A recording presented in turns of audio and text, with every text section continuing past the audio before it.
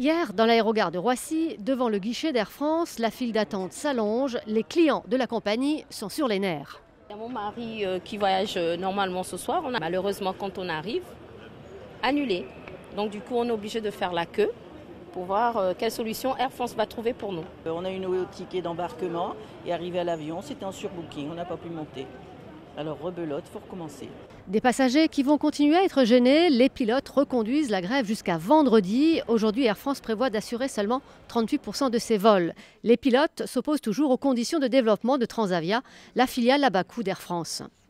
Les pilotes de ligne veulent développer Transavia France, mais la direction d'Air France nous dit nous allons le faire, mais voilà les conditions avant même que nous ayons négocié. Et si vous n'acceptez pas les conditions qui sont aujourd'hui que l'on vous propose, eh bien nous allons créer une société de droit étranger, la fameuse Transavia Europe, société de droit portugais qui finalement créera toute une multitude de bases tout autour de la France et qui viendra s'attaquer au marché France depuis l'extérieur et donc qui mettra en péril les emplois qui sont les nôtres aujourd'hui en France. La direction d'Air France, elle, demande aux pilotes de reprendre leur vol. La grève coûte près de 15 millions d'euros par jour à la compagnie et on se dirige vers une 7e année de perte.